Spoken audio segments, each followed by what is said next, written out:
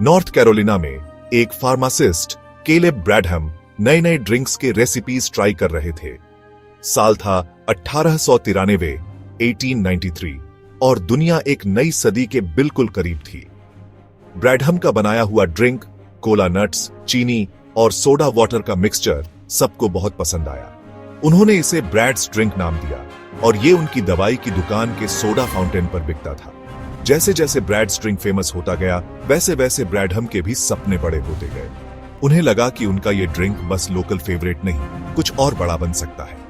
1898 1898 में उन्होंने इसका नाम बदलकर पेप्सी कोला रख दिया। उन्हें लगा कि ये नाम उनके ड्रिंक के ताजगी भरे असर को ज्यादा अच्छे से दिखाता है।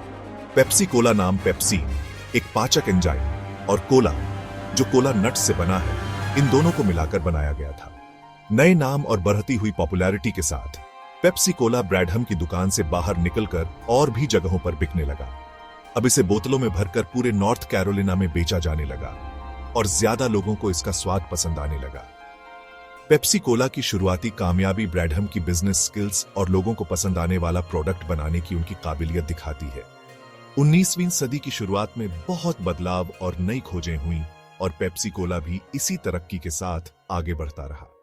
ब्रैडहम का बनाया हुआ यह ड्रिंक सॉफ्ट ड्रिंक्स की बढ़ती पॉपुलैरिटी का पूरा फायदा उठाने के लिए बिल्कुल सही समय पर आया और पहले विश्व युद्ध से पहले के सालों में कंपनी का बिजनेस बढ़ता ही गया। ब्रैडहम को क्या पता था कि उनकी कंपनी को जल्द ही एक बड़ी मुसीबत का सामना करना पड़ेगा। 1914 1914 में पहले विश्व युद्ध की शुरुआत ने पूरी दुनिया की अर्थव्यवस्था पर असर डाला और पेप्सी कोला भी इससे बच नहीं पाया। युद्ध की वजह से सामान की सप्लाई रुक गई, जिससे कंपनी को चीनी जैसी जरूरी चीजें मिलना मुश्किल हो गया। ऊपर से सरकार ने राशनिंग शुरू कर दी, जिससे पेप्सी कोला बनाना और बेचना और भी मुश्किल हो गया। जैसे जैसे युद्ध लंबा खींचता गया, पेप्सी कोला की आर्थिक हालत खराब होती गई। बढ़ती कीमतों और घटती बिक्री से कंपनी को जूझना पड़ा।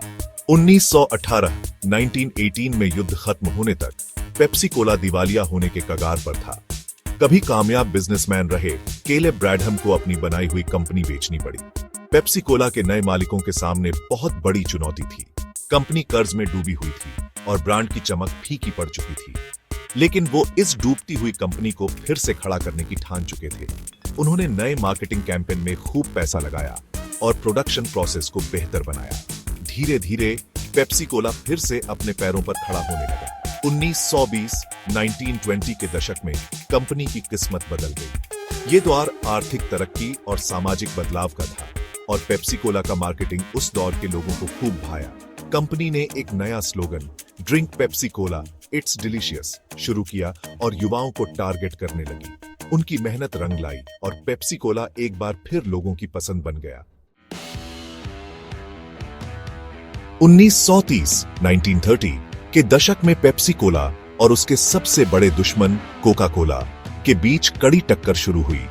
1886 1886 में शुरू हुई Coca Cola soft drink market में राज कर रही थी, लेकिन पेप्सी कोला ने कोका कोला की बादशाहत को चुनौती देने की ठान ली थी। पेप्सी कोला की एक खास रणनीति थी कोका कोला से कम दाम पर अपना ड्रिंक बेचना।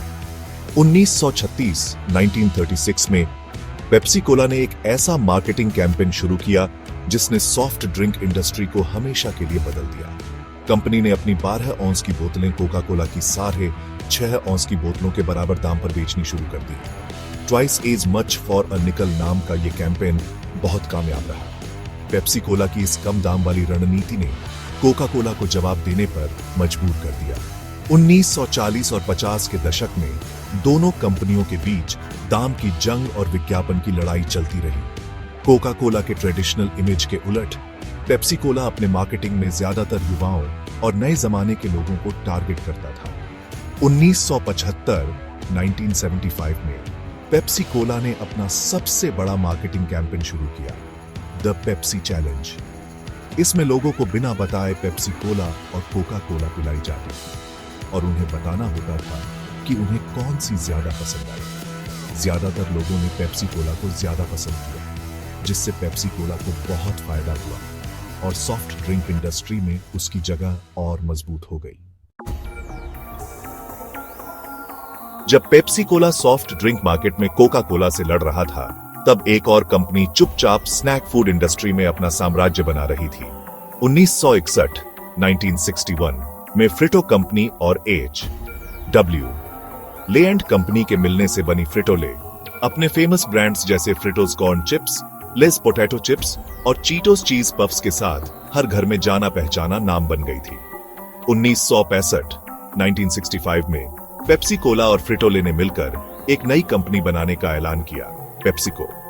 ये बहुत ही सोची समझी चाल थी, जिसमें पेप्सी कोला के ड्रिंक्स का तजुर्बा और फ्रिटोले के स्नैक्स का दबदबा दोनों का फायदा मिलता था। नई बनी पेप्सिको के पास कई तरह के ब्रांड्स थे और पूरी दुनिया में इसका बिजनेस फैला हुआ था। पेप्सी कोला और फ्रिटोले के मिलने ने दोनों कंपनियों के इतिहास में एक नया मोड़ ला दिया। पेप्सिको के पास अब ज्यादा पैसे और मार्केटिंग पावर थी, जिससे वो नए मार्केट्स और नए प्रोडक्ट्स में तेजी से आगे बियारा जा सकी। कंपनी ने रिसर्च और डेवलपमेंट में खूब पैसा लगाया और अपने पुराने प्रोडक्ट्स के नए फ्लेवर्स और वैरायटीज निकाले। पेप्सिको के इस मिलन की कामयाबी ने दूसरी फूड और बेवरेज कंपनियों को भी ऐसा ही करने के लिए प्रेरित किया। अगले कुछ दशकों में फूड और बेवरेज इंडस्ट्री में कई कंपनियां आपस में मिली ताकि वो अपने बिजनेस को बढ़ा सकें और मार्केट में आगे रह सकें। पेप्सिको के इस कदम ने पूरी इंडस्ट्री का नक्शा बदल दिया।